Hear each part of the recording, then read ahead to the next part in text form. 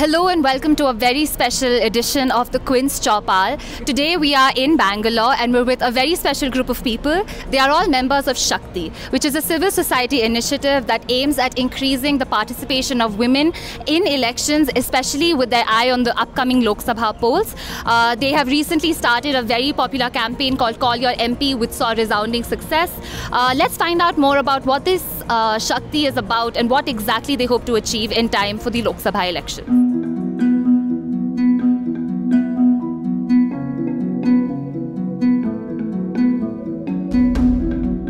So we're here today with Tara Krishnaswamy.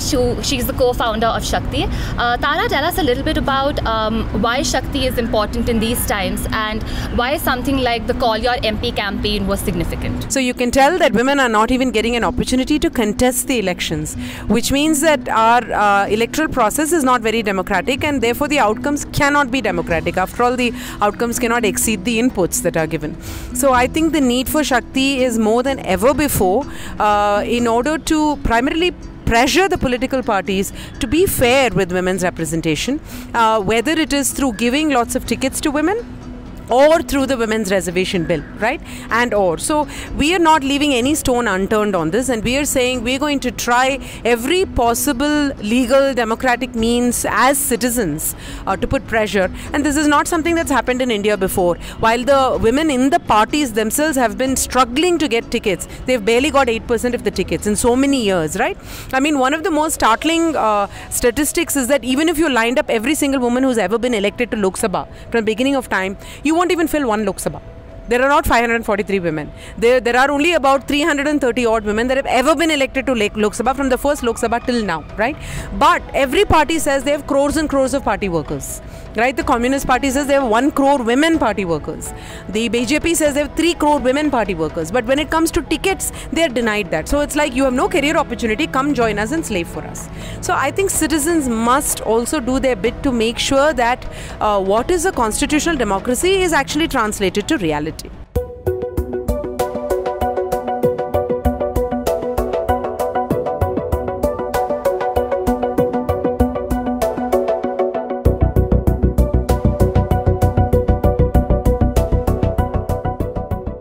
We just wanted to find out what exactly is the reaction of people when you pick up the phone and you tell them that this is the cause that you're calling about, be it women lawmakers or otherwise. None of us have spoken to any of our elected representatives. Most of us don't even know who they look like. A generally sweeping statement can be said. So when this MP campaign happened, one, it was interesting for a lot of people to discover who these people are, and two, to know that these channels of communication do exist, and it's something that we can leverage and can reach out to democratically, and there is no shame or any sort of resistance that we must have to feel for this.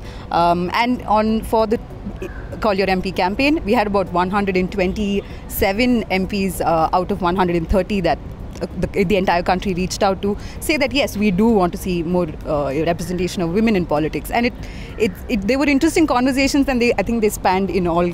Everybody had interesting conversations. I think that was the first touch that citizens got into how that space of parliamentary democracy really works, from not just the newspapers and the national section of the paper. How do we really reach out to them, and how do we really make a case? Easy to contact. Yeah, and that we can call them and tell them, hey, this is us and we exist and you are there for a reason. And we feel really, really neglected right now because we are going to go to polls, and who are we really going to cast our votes for?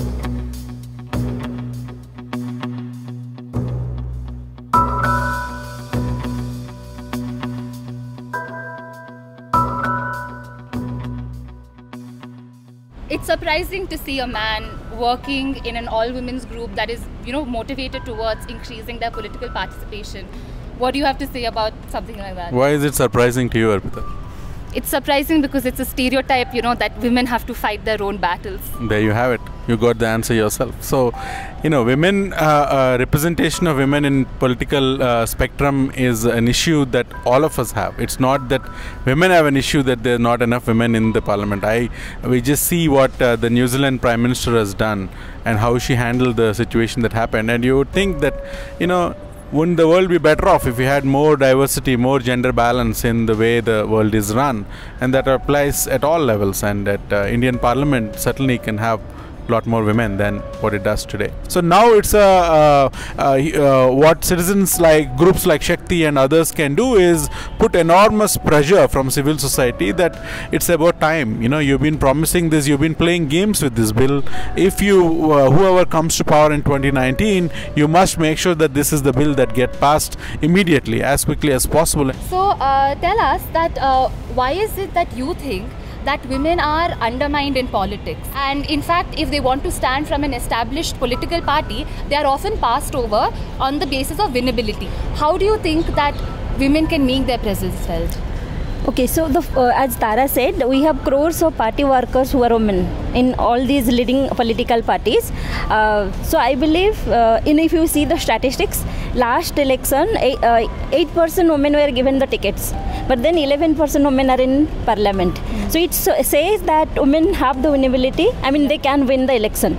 But then it's a perception of the society or the men around us who think that women cannot win. Like one of my very good friend who actually believes that there should be more women, but he says, political parties are not there to do the charity. So they are there to win the election and to be in the power, and they believe that women cannot win elections, and that's a myth.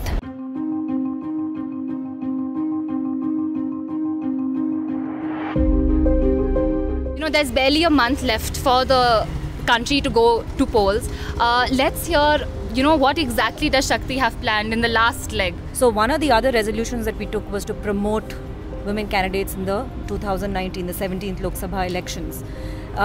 So Shakti's plans are basically to create a platform, an online platform, and promote women candidates from across the country, irrespective of party, irrespective of any kind of constraints. So that's our current plan for the election.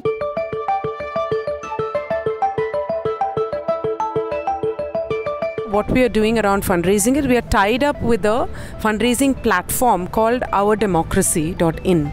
And there are many such fundraising platforms for candidates, and they take a certain amount of commission, obviously.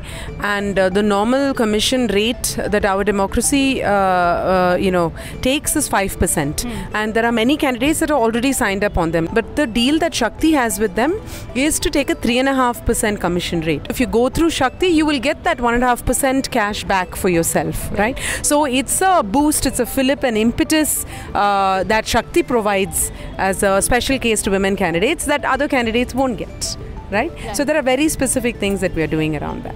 See, these are the last 2-3 weeks before the elections, and if you want to do something at all for India, this is one of the biggest things you can do. So get in touch. You are Shakti and we are Shakti. We are all together Shakti, and without all of us there is no Shakti for women in India. Great. So on that very positive note, let's see how the next 2-3 weeks pan out. Let's see how many women are actually empowered. Let's see how many women find their voice in the 2019 polls.